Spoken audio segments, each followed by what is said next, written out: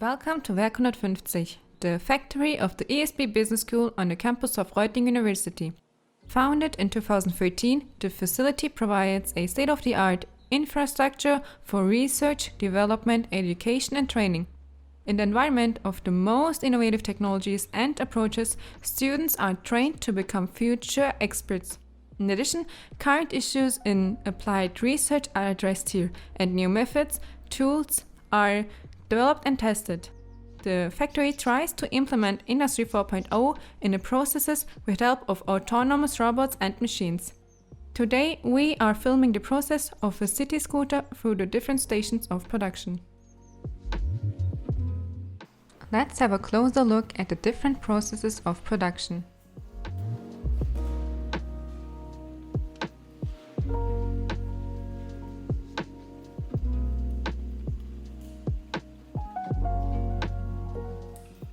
To your left side, you can see the warehouse and the supermarket. On the right side is the commissioning station.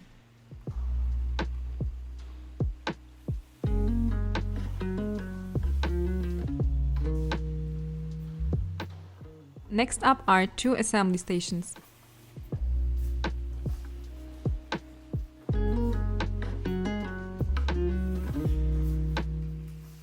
After that, you can see the marriage. And finally, you can see the packaging station.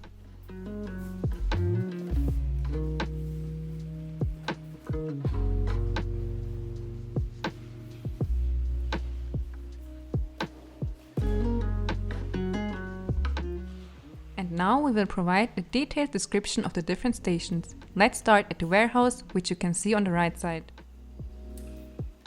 The warehouse is the first station in our production chain. All the parts needed for the city scooter are stored here.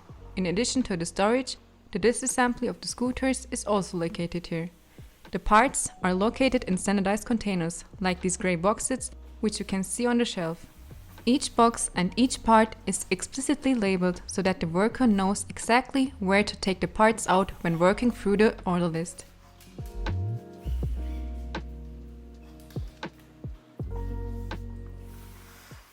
All required parts are collected on a trolley and is delivered to the various stations in the production line.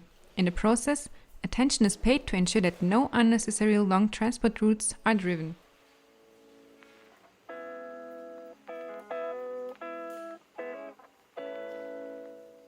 At this station, the handlebars and the tires are replenished so that the robot always has enough parts for it to continuously carry out its work process. Here, the robot takes one handlebar and two tires from the drawer and brings them together on a carrier. The fully loaded carrier is then processed further by a worker at the next station.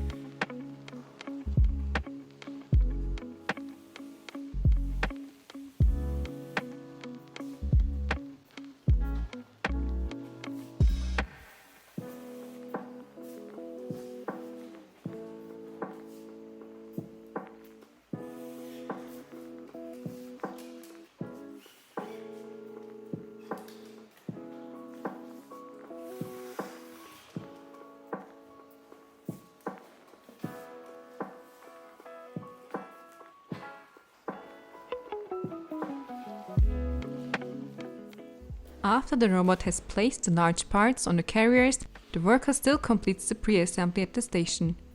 In the process, two carriers are prepared, which are transported one after the other to the assembly stations with the help of the conveyor systems.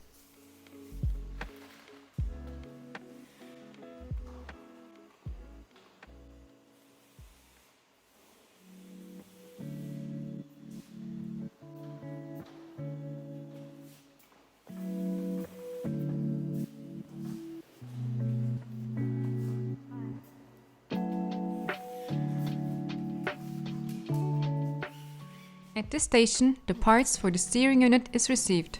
The route from the pickup to the assembly table is designed to be as short and effective as possible. Here, the worker has all the required small ports and boxes in front of him. In this way, he can also quickly see if a particular box is almost empty and can use a computer to inform the warehouse that the station needs to be replenished.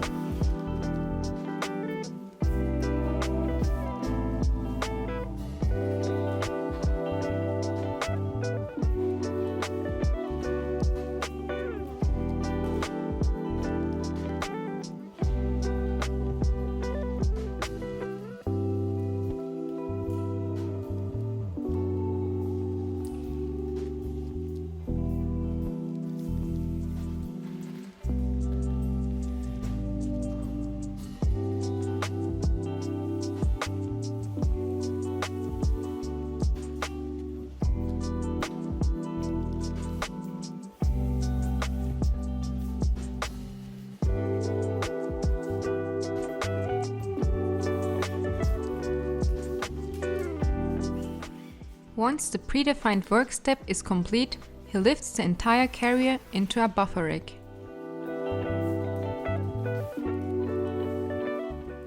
This assembly station is also supplied with parts for assembly via the conveyor system with a carrier and is lifted by the worker to the working table. The procedure here is similar to the previous station, except that here the lower part of the scooter is assembled.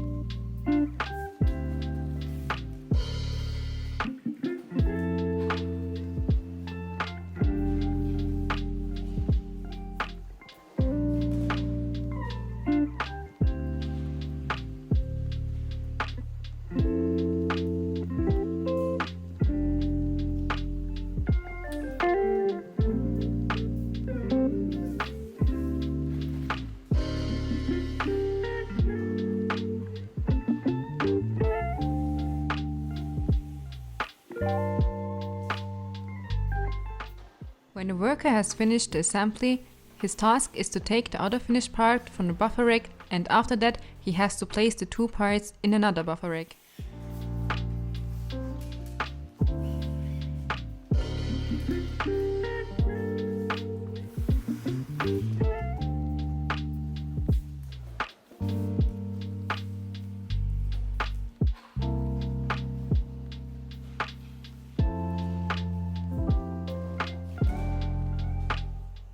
Every worker has a monitor which includes tutorials for the assembly. Those videos can help to train new workers. Here the finished parts are now taken from the buffer rack and are put together. This is also called marriage, and after this step the scooter is completely assembled and is then passed to the last station.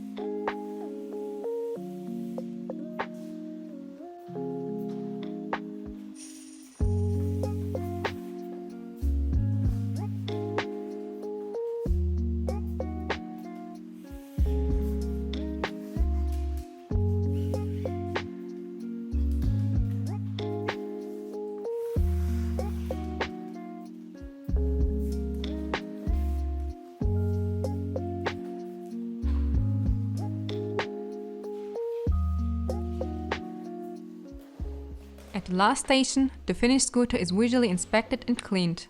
A shipping parcel is prepared in which the scooter, as well as other accessories for special requests from the customers, are then included into the parcel.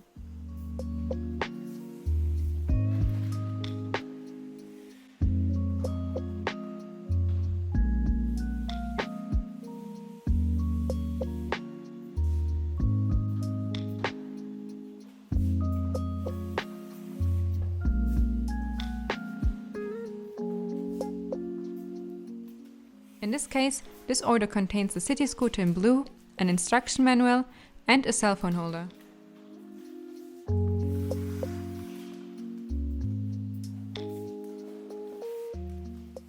The box is then sealed and placed on a pallet for shipping.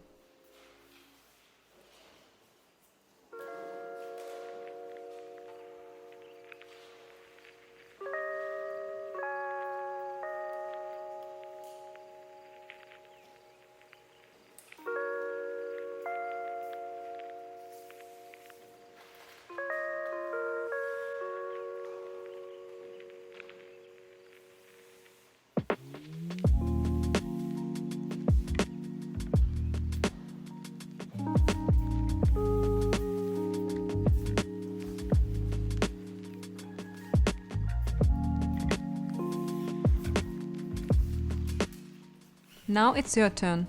Please pay attention to the upcoming scenarios and look out for the issues occurring.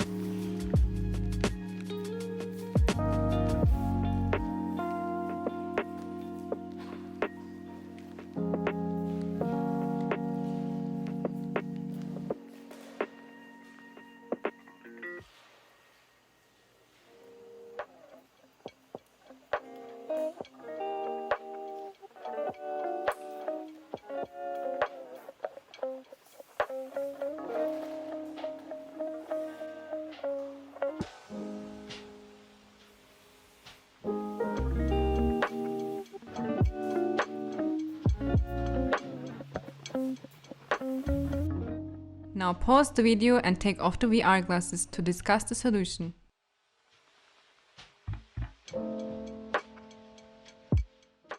Now you can see the second scene. What is the issue here?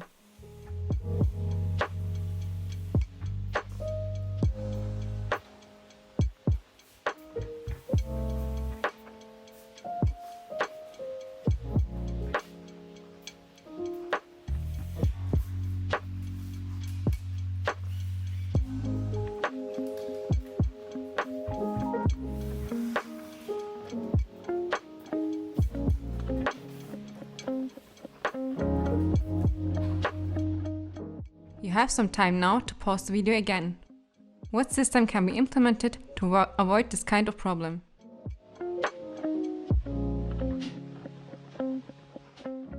In the third scene also an issue has occurred. The problem should be obvious.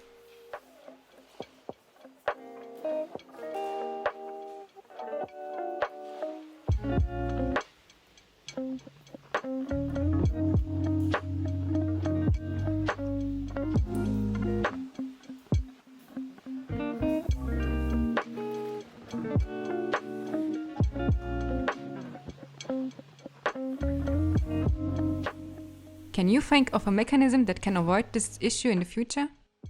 Please take off your VR glasses again to discuss the solution.